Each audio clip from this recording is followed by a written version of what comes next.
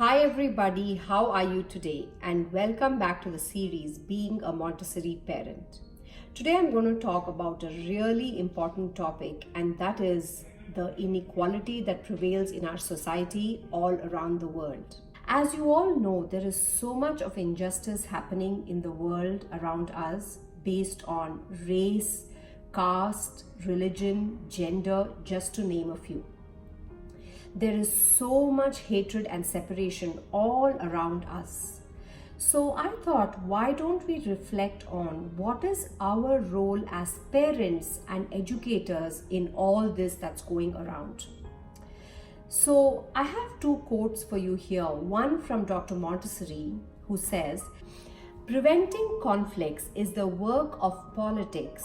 Establishing peace is the work of education." I have another quote here, which is by Nelson Mandela, and he says, "Education is the most powerful weapon which you can use to change the world."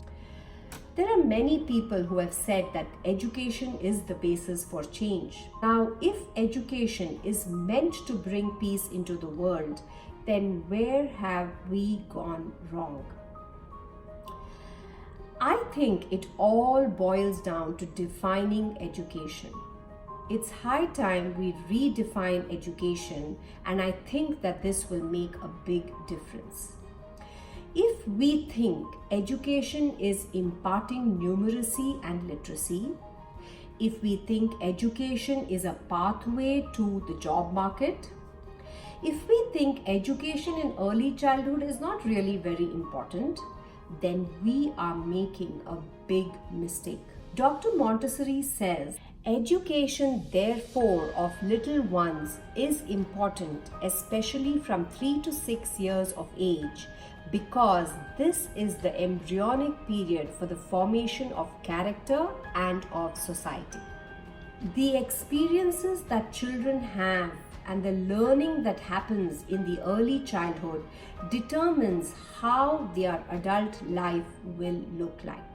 So, all this hatred in the adult world that we now see shows that the seeds for this hatred and separation was sown in the fertile soil of the early childhood years of those adults. It's high time, I think, we revisit the core principles of early childhood education.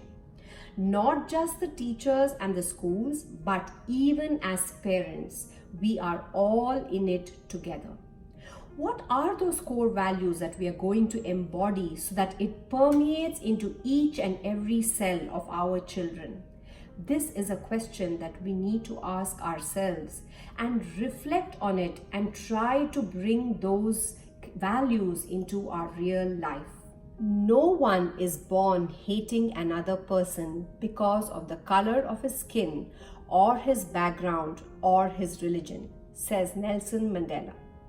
If they are not born knowing how to hate, then clearly they are learning it from the environment that they are in.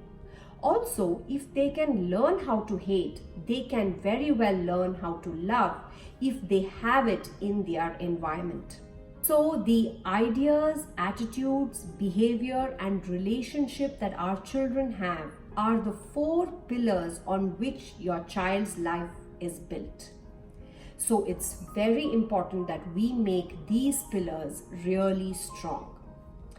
I love this quote which says, "Vaccinate against discrimination and violence." This is a quote by Leslie Adwin, the CEO of Think Equal and also the director of the movie India's Daughter. So it just takes a prick to vaccinate against a disease. But what does it take to vaccinate against discrimination and violence and any such dysfunctional mental patterns? It's important that we focus on their social, emotional learning. And let's talk about how we can do this. So, first of all, the emotional control in children is what we need to focus on. This means show them how to handle anger, how to handle excitement, how to handle disapproval in positive ways. We have to also show them appropriate ways of responding to situations that come up in day-to-day life. What does a child do when he is pushed in the playground? This will make all the difference. The teaching that you give your child when they are encountering situations in day-to-day life. How do we become the bigger person? There's a lot of research that is done by so many educators that take us to one common point, and that is that by the time your child is 6, he or she will respond habitually in a way that the child will respond to the same situation when they are 65 or 85 years old. So this window, the early childhood education, this window is very, very important for us to work on their social, emotional development. We have to start embodying values like empathy, kindness, inclusiveness, compassion. And when I say embody, it's not for a few hours in a day. It is all the time, 24 hours, 365 days of the year, every moment. And I know this is hard for all of us too, but that is the job that we need to reflect. We need to be on the path of learning if we are daring to be parents. Some of the ideas that you can use to bring about these values in your child's life is to actually use them on a day-to-day basis.